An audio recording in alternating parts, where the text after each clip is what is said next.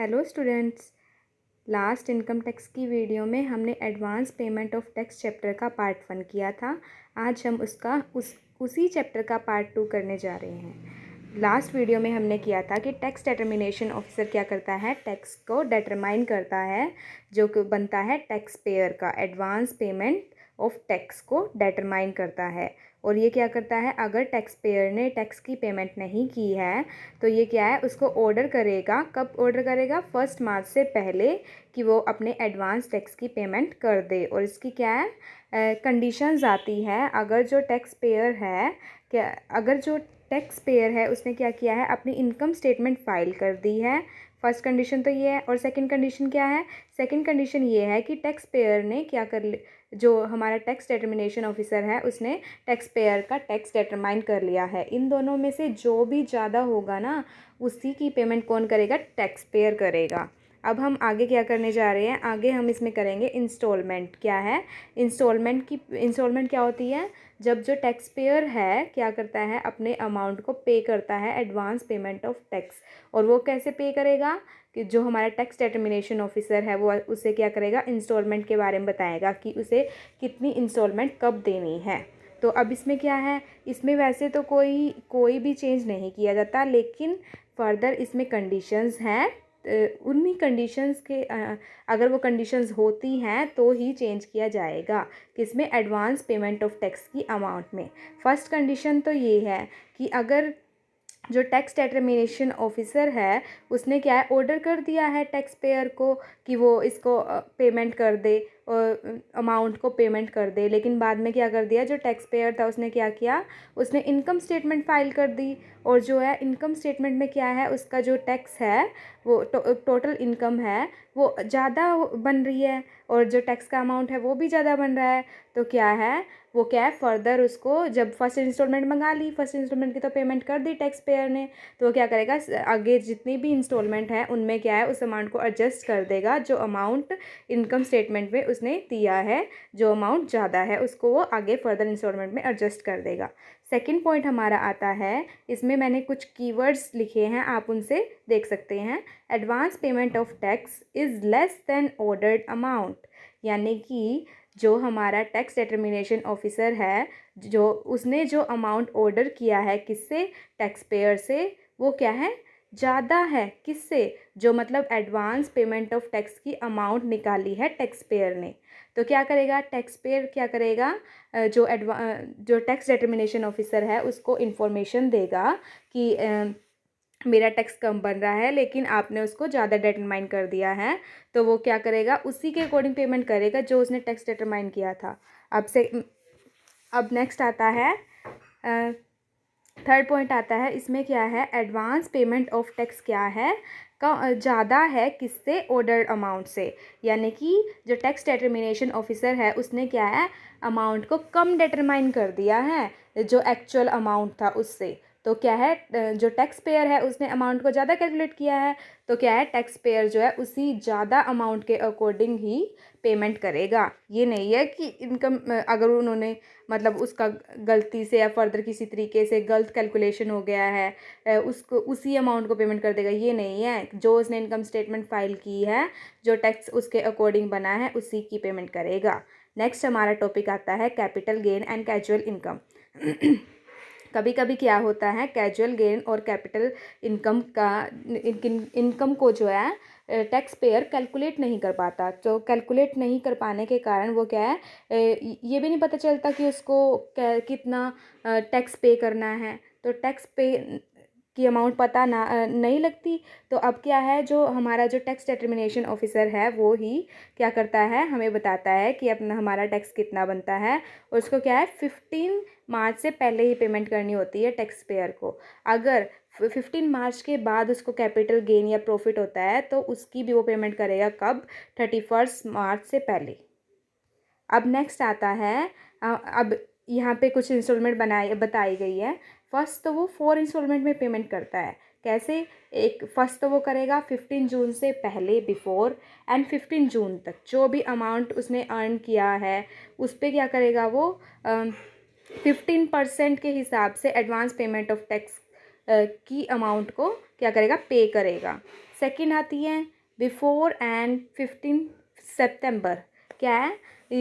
15 सितंबर से पहले और 15 सितंबर तक वो क्या करेगा? पेमेंट करेगा। और कितना परसेंट? 30%। 45% यहाँ पे लिखा है, वो कैसे है? अगर वो फर्स्ट 15% नहीं पे करता है, यानी कि उस पहली वाली अमाउंट पे 45% पे करेगा वो। नेक्स्ट बनता है बिफोर एंड 15 दिसंबर, यानी कि 15 दिसंबर से पहले और 15 दिसंबर तक कितना पे करेगा वो? 75%। लेकिन अगर उसी हम जो है इसी 15 सितंबर के बाद के अमाउंट से लेके 15 दिसंबर तक की अमाउंट पे कैलकुलेट करेंगे तो वो निकलेगा 30% के हिसाब से। नेक्स्ट आता है before and 15 March. Before and 15 मार्च यानी कि बिफोर यानी कि 15 मार्च से पहले वाले अमाउंट, उस पर कितना टैक्स लगेगा? 25%। और टोटली एंड में मिला के टोटल कितना होता है? 100%। ठीक है, तो 100% क्या लगता है? हमारा एडवांस पेमेंट ऑफ टैक्स लगता है। आप एक ही अमाउंट लर्न कर सकते हैं, या तो आप ये 15, 45, 75, 100 कैलकुलेट याद कर सकते हैं। लेकिन अगर आपको कैलकुलेट करना है तो आप लास्ट वाली अमाउंट को याद कीजिएगा, 15%, 30%, 30%, 25%। अब नेक्स्ट आता है हमारा, ये है हमारा क्रेडिट फॉर एडवांस टैक्स। इसमें कुछ भी नहीं है, ये सिंपल सा टॉपिक है। इसमें क्या है, जो हमारा हम क्या है टैक्स की एडवांस पेमेंट कर रहे हैं, टैक्स डिटरमाइन बाद में होगा, तो जो टैक्स डिटरमाइन का कॉलम है उसमें ये जो हमारा क्रेडिट फॉर एडवांस टैक्स किस साइड दिखाया जाएगा? क्रेडिट साइड दिखाया जाएगा। बस ये बोलता है कि जो हमने एडवांस टैक्स की पेमेंट की है उसको हम क्रेडिट साइड दिखाएंगे टैक्स डिटरमिनेशन के अकाउंट में। अब क्या है, कुछ ये हमारी वो दी हुई है, सीनियर सिटीज़न के लिए कितनी है, सुपर सीनियर के लिए कितनी है, इंडिविजुअल के लिए कितनी है। ये क्या है? 2021 और 22 के अकॉर्डिंग है। जैसे अगर आपको ये रेट्स लिखनी है ना, तो आपको फर्दर मेंशन करना पड़ेगा कि आप 2021-22 की रेट्स ले रहे हैं।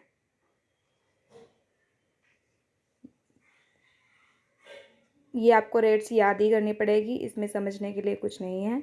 अब क्या है, जो हमारा इंडिविजुअल है, जो क्या है इंडिया का रेजिडेंट है, उसकी इनकम अगर 5 लाख से अबोव नहीं है तो क्या है, उसको 12,500 की क्या मिलेगी? रिबेट मिलेगी, यानी कि डिडक्शन मिलेगी। अब नेक्स्ट आता है हमारा सरचार्ज का पॉइंट। सरचार्ज क्या होता है? सरचार्ज जो है, अगर हमारी जो टोटल इनकम है वो 5 लाख से अबोव है तो उस पर क्या है, हमें सरचार्ज की पेमेंट करनी पड़ती है। 5 लाख से अबोव है लेकिन क्या है 1 करोड़ से कम है, तो हमारा कितना परसेंट लगेगा सरचार्ज? 10%। और नेक्स्ट आता है, अगर हमारी इनकम 1 करोड़ से अबोव लेकिन 2 करोड़ से लेस है तो हमारा कितना लगेगा? 15%। और अगर थर्ड कंडीशन आती है कि अगर हमारा जो टोटल इनकम है वो 2 करोड़ से अबोव है लेकिन 5 करोड़ से लेस है तो 25%। अगर 5 करोड़ से अबोव है तो 37%। और एक और इम्पोर्टेंट पॉइंट कि जो हमारा सरचार्ज है, ये आप थ्योरी में भी मेंशन कर सकते हैं और प्रैक्टिकल करना है तो आपको पता होना ही चाहिए। इसमें क्या है, हमारा जो सरचार्ज है वो किस पे लगता है? टैक्स के ऊपर, यानी कि जो हमने टैक्स की अमाउंट कैलकुलेट की है उसके ऊपर सरचार्ज लगता है, ना कि इनकम के ऊपर। अब नेक्स्ट टॉपिक हमारा आता है मार्जिनल रिलीफ। मार्जिनल रिलीफ के टॉपिक में क्या होता है? टॉपिक में क्या है, अगर हमारी इनकम क्या है एक सर्टेन कंडीशन से अबोव चली जाती है तो हमें एक्सेस पेमेंट करनी पड़ती है टैक्स की। तो क्या है, जो जिस अमाउंट का हम एक्सेस पेमेंट कर रहे हैं उस पर हमें क्या है कुछ परसेंट की मार्जिनल रिलीफ मिलती है, उसको हम मार्जिनल रिलीफ कहते हैं। अब क्या है, नेक्स्ट टॉपिक हमारा आता है हेल्थ एंड एजुकेशन सेस। ये क्या है, हेल्थ एंड एजुकेशन भी टैक्स कैलकुलेट करते टाइम इसको ऐड किया जाता है। कितना परसेंट लगता है? ये 4% लगता है। अब नेक्स्ट फर्दर कुछ हमारी टैक्स की रेट्स आ गई, ये आपको याद करनी पड़ेंगी। इसको मैंने जैसे कीवर्ड्स लिखे हुए हैं, जैसे फर्म के लिए आय इनकम टैक्स कितना है? 30% है।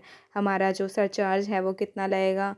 12% लगेगा। अगर हमारी इनकम कितनी है? 1 करोड़ से अबोव है। और मार्जिनल रिलीफ हमें कितना मिलेगा? 4%। मार्जिनल रिलीफ हमें नहीं मिलेगा। मार्जिनल रिलीफ तभी मिलेगा हमें, क्या है एक सर्टेन कंडीशन से अबोव अमाउंट होने पर ही हमें मार्जिनल रिलीफ मिलता है। अगर हमारे सर्टेन कंडीशन से अमाउंट अबोव नहीं है तो हमें मार्जिनल रिलीफ नहीं मिलेगा। अब हेल्थ एंड एजुकेशन सेस ये लगता ही है हमारा 4%। अब आगे यही सब की बताई हुई है, ये क्या है, इन सब की बताई हुई है। ठीक है, तो आपको ये कंडीशंस याद करनी पड़ेंगी। नेक्स्ट फिर से मार्जिनल लीफ का टॉपिक है जो हमने पहले ही कर लिया है।